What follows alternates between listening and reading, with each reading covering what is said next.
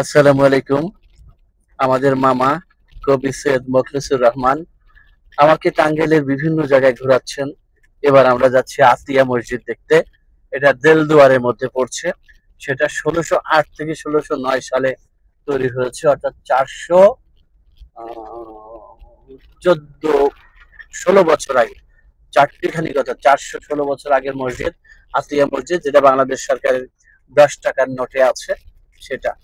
যাই হোক, আমি এখন আমার মামার কাছে একটি কবিতা শুনতে চাই, মুখস্থ এলোপাতাড়ি ভাবে যাই হয় সেটা বলেন। ধন্যবাদ মামা।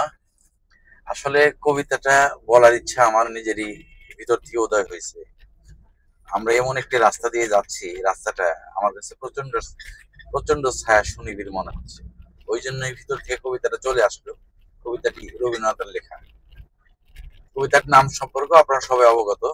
দেখি আমি কতটুকু মনে করতে পারি। আমি যতটুকু মনে করতে পারি ততটুকু বলবো। এটা ছোটবেলায় কোনো এক সময় আমার মুখস্থ ছিল। কবিতার নাম ২ বিঘা জমি, লিখেছেন রবীন্দ্রনাথ ঠাকুর। শুধু বিঘে দুই ছিল মোর ভুই, আর সবই গাছের ঋণে। বাবু বলিলেন, বুঝেছ ওপেন, এ জমি লইব কিনে। আমি বলিলাম, তুমি স্বামী, ভূমির অন্ত নাই, যে রাখো মোর আছে বড় জোর, মরিবার মতো ঠাই। শুনে রাজা কহে, শুনেছ হে, করেছি বাগান খানা, পেলে ২ বিঘে প্রস্থ ও দিঘে, সমান হইবে টানা, ওটা দিতে হবে। কহিলাম, তবে বক্ষে জুড়িয়া পানি, সজল চক্ষে করুণ রক্ষে গরিবের পিঠেখানি। শব্দ পুরুষ যেথায় মানুষ, যে মাটি সোনার বাড়া, দুর্নীর দায়ে বেচিল না মায়ে, এমনই লক্ষ্যে ছাড়া। আখি করি লাল, রাজা ক্ষণকাল রহিল মৌন ভাবে, বলিলেন শেষে ক্রূর হাসি হেসে, আচ্ছা সে দেখা যাবে।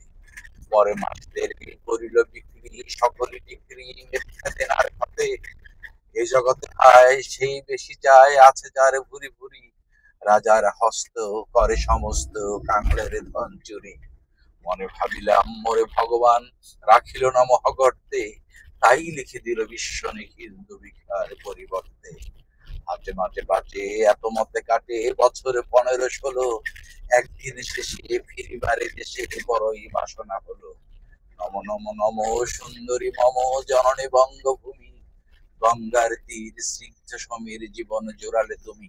অবারিত মাঠ গগন ললাট জমে তব পদধূলি, ভরা মধু বঙ্গের বধূ, জল লয়ে যায় ঘরে, মা বলিতে প্রাণ করে আনচান, চোখে আসে জল করে। আর মনে নাই, যতটুকু মনে ছিল অনেকটা পড়েছেন, অনেক পেরেছেন। আরো বোধহয় ১ পাতা আছে।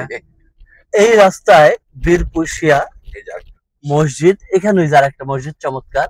আমরা এই মসজিদটা একটু নেমে দেখাই। মামা, আমরা কি এই মসজিদে নামাজ পড়তে পারি? হ্যাঁ, আসরের নামাজটা পড়ি। হ্যাঁ, আসরের নামাজ পড়ি এই মসজিদে। গাড়িটা তাহলে একটু সাইড করে রাখবেন কিনা? মামা আমাকে নিয়ে অনেক জায়গায় যাচ্ছে গাড়ি নিয়ে।